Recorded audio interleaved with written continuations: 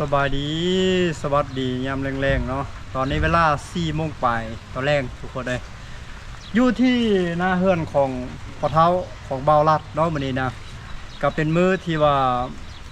เอ่อมื้อโศกเศร้าอะไรพี่น้อย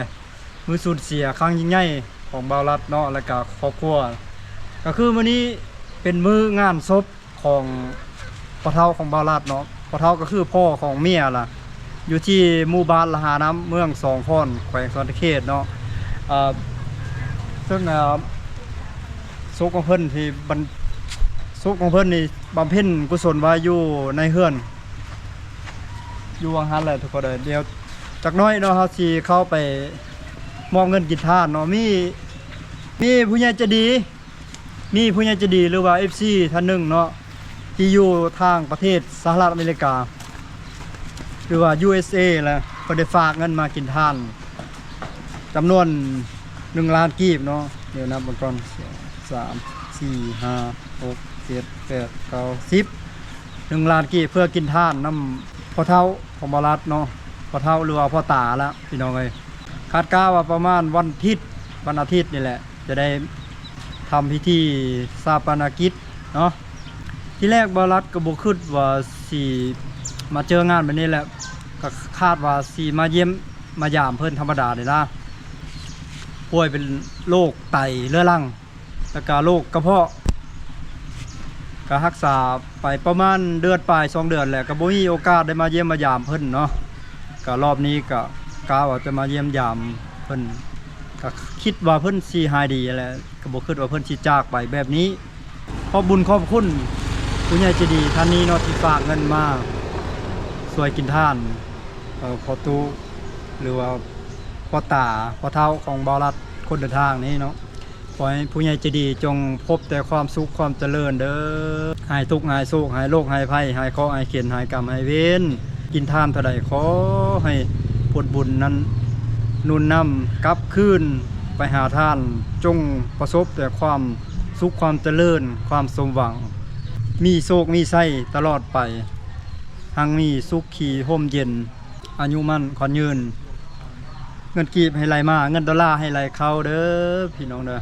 เงินเต็มกระเป๋าเรือใส่เรือจ่ายเด้อนี่เขาจะเข้าไปงานเลยเนาะเพื่อจะเอาเงินนี้ไปกินทานน้ำเพิ่นมาเลย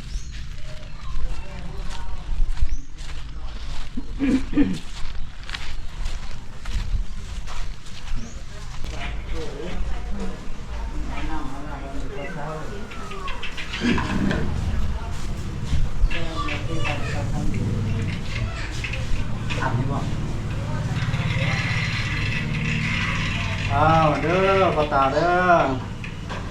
อันนี้ถือว่า FC ของเบาลัดของลูกเคยนี่แหละ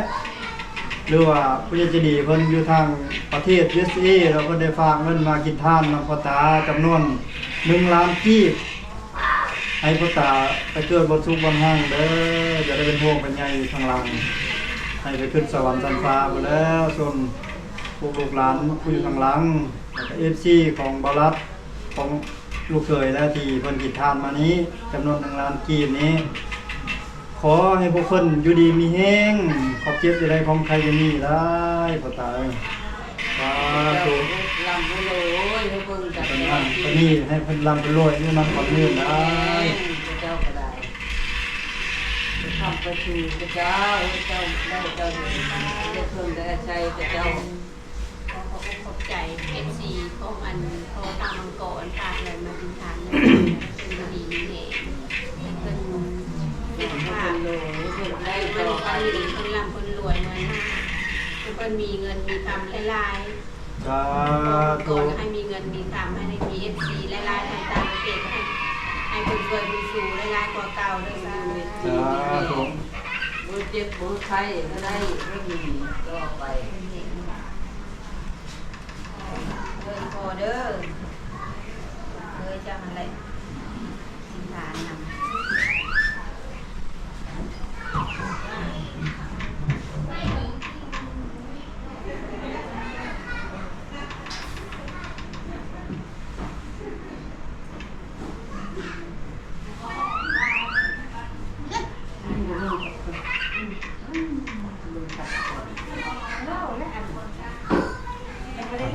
ก็ว่า วันที่ วันอาทิตย์แม่นวันชาปนกิจและวันพุธเนาะ ตั้งมือเจอ วันพุธเป็นวันหากระเกียมตั้งกองบุญเพราะว่าที่คนชนเผ่าพุทธไทยหรือว่าคนลาวอยู่เขตนี้เขตเมืองสองคอนจะ มีประเพณีที่ว่าหลังจากชาปนกิจแล้วประมาณ 3-4 วันแม่นจะได้จัดพิธีเขาเรียกว่าตั้งกองบุญเพื่อส่งบุญกุศลหาผู้ที่ล่วงลับ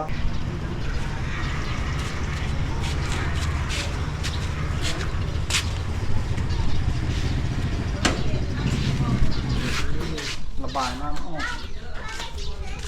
ฝนตกก็เต็มละน้ำเลยแล้วนี่เอาดินทรายมาเบิ่งทางเขาพี่น้องนะ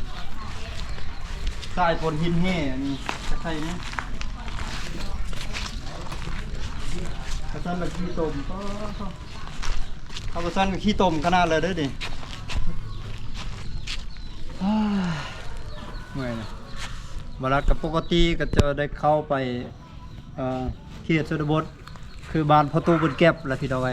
แต่ว่ามาเจองานแบบนี้กับคณะสิดาบ่ได้ไปเนาะก็พอดีรอให้งานนี้สำเร็จเสร็จสิ้นซะก่อนจังสิได้เข้าไปเนาะฝากถึงพี่น้องหรือว่าท่านผู้ชมที่ติดตามเรื่องเล่าวของพ่อตู้บุญแก็บแล้วก็บรรดาเมีย1เมีย2เมีย3ของเพิ่นหันอดใจรอเด้อพี่น้องเด้ออีกประมาณอาทิตย์หน้าท้ายๆอาทิตย์หน้านี่แหละจะได้เข้าไปหาพ่อตู้บุญแก็บอีกพี่น้อย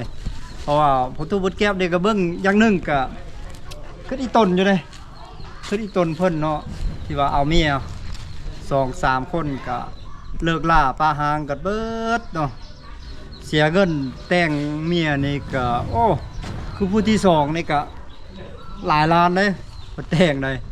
มัดงัวมัดควายเนาะผู้ที่3คือน้องอ้อยนี่ก็น้องอ้อยในเพิ่นก็แต่งไปเท่าใดว่า24ล้านบอกคือว่าแล้วก็มีงัวบ่มีหยังนำประมาณนั้นแหละบ่แล้วก็ได้สัมภาษณ์เพิ่นเนาะแต่ก็ได้อยู่ นำกันประมาณ 3-4 ปี 5 ปีแล้วก็เลิกล่ากันได้ลูกนึงคนเมื่อน้ำกันเมื่อไหร่วะมาชมเพิ่นโดยไปเลยเสียงน้ำมาอีกทีขอบใจเนาะดี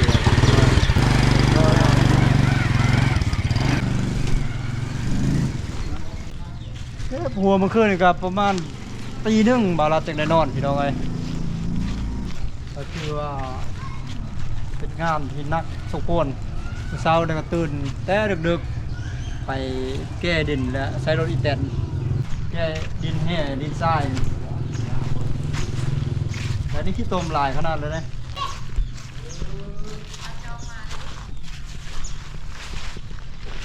โอ้ยางแบนเลยอีแตนคนนี้ยางแบนเลยสวัสดีพ่อโตเอาไปของเพิ่นโอ้เพิ่นบ่ให้เตะตองเตะของเพิ่น โอ้ยของไผก็มันกี่ทางนี่เอาไปว่างั้นก็ได้เลยนะ ได้อยู่ดอกได้อยู่ ได้อยู่ ลมอยู่คันดีก็ไปพูดแต่ว่าเจ้าของเพิ่นบ่อยู่เฮือนหลังนี้ของเฮือนหลังนี้ติพ่อโต เจ้าของไปอยู่ท้องคอนคุณ ฮะ เจ้าของมันอยู่ท้องคอน อ๋อ ตัวไอ้เจตัวนั้นก็ได้บ่เป็นหยังหรอก เด้อ บ่ให้มันกี่ แม่นแล้วตอนนี้น้ำยังร้อนๆอยู่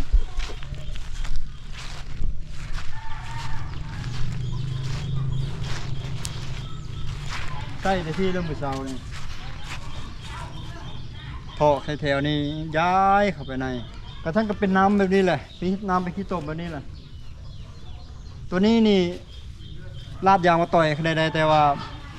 ระบบลำเลียงน้ำตามขอบทางนี่มันอุดตันแก้ไขประตกแล้วก็เลยเป็นสภาพแบบนี้แหละน้ำไหลเข้าทางไหลเข้าถนนจริงในทางเลย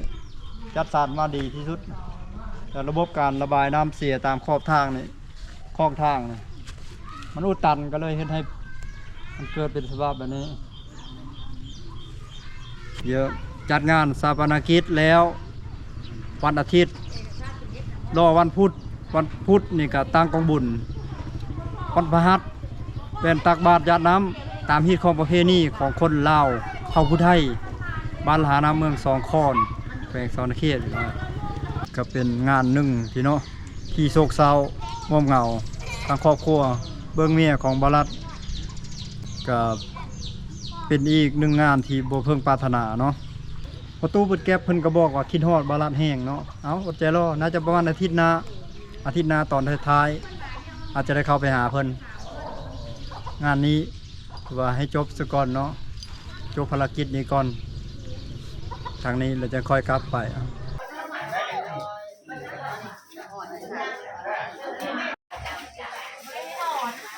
อันนี้ข้างหลัง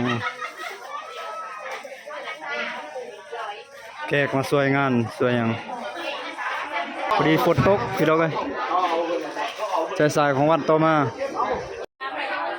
ฝนก็ตกดีขนาดเลยบรรยากาศความโศกเศร้างอมเงาในมือวันต่อมาก็คือมื้อนี้เป็นมื้อวันสงกรานต์หรือว่าวันชาปนกิจอังสมาธิยามิอาเมสุวิสาจลาเวรมณีสิกขาปะทังสมาธิยามิมุสาวาทาเวรมณีสิกขาปะทังสมาเตรียมบวชให้ลูกหลาน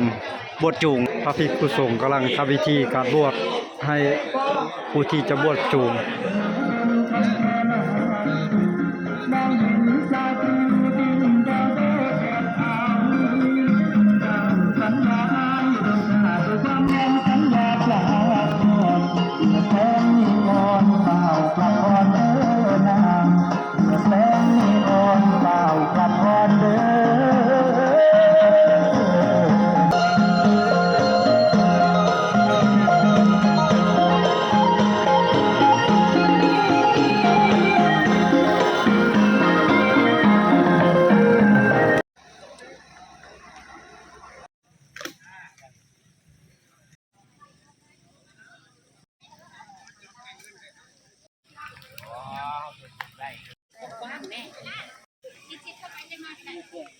มายุ่งนะผู้สูงมายุ่ง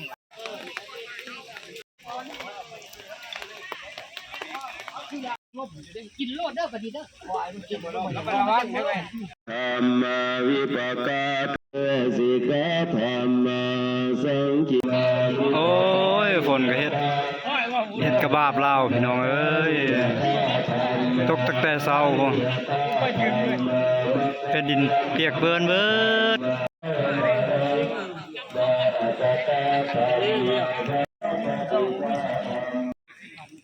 พิธีตอนนี้ก็ถือว่าใกล้จะสำเร็จเสร็จสิ้นแล้วเนาะนี่ก็จะเตรียมการวางเพลิงพี่น้องเอ้ยส่งเราขึ้นสู่สวรรค์ชั้นฟ้าเป็นครั้งสุดท้ายบัดนี้เอ้ยบัดนี้ขึ้นสู่สวรรค์ชั้นฟ้าเด้อพ่อตาเอ้ยพ่อเฒ่าเอ้ยอย่าได้ห่วงหลังไปนาอย่าได้ห่วงหลังเด้อไปเกิดบ่สุขบ่หังไปสู่สวรรค์ชั้นฟ้าพุ่นล่ะ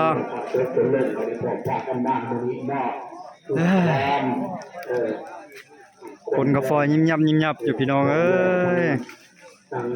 บ่ฮู้ว่าสิวางเพิ่งติดหรือบ่ได้ให้เกิดปัญหาทางทุกทางคุณมีแต่ความทุกข์ความเจริญนะ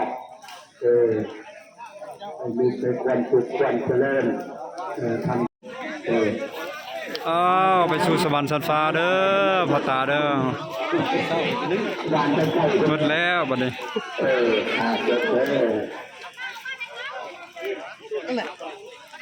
เดินทางให้ปลอดภัยเด้อพ่อตาเด้อ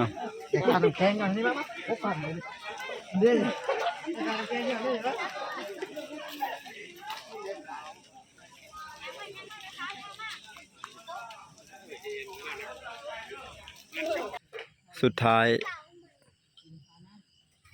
ทุกชีวิตเหลือเพียงเท่าทานอันนี้ถือว่าภาพกองพรดับมาแล้วเนาะตอนนี้นะยังเหลือแต่เท่าแล้วก็ได้มาเห็นหัวไว้กันงัวกันสัตว์กันควายเข้ามาทำลาย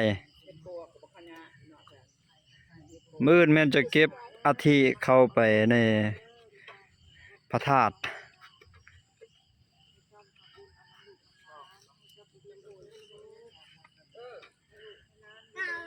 วิธีวัดป่า ยังขนาดตัวข้างว่างอันนี้ กำลังหาบอนตั้งธาตุเอาอาทิเพิ่นไว้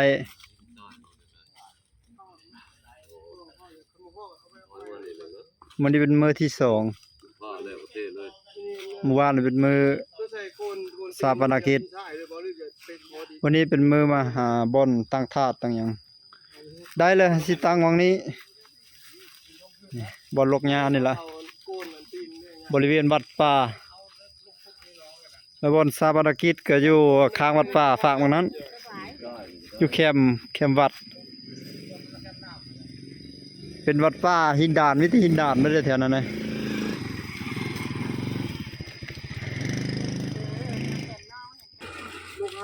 ลูกแห้ง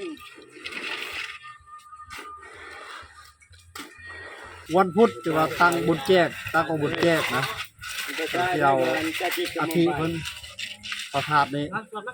ก็ถือว่าสำเร็จเสร็จสิ้นเนาะตามพิธีวิดีโอนี้ก็สิ้นสุดเพียงสำนี้เด้อพี่น้องเด้อ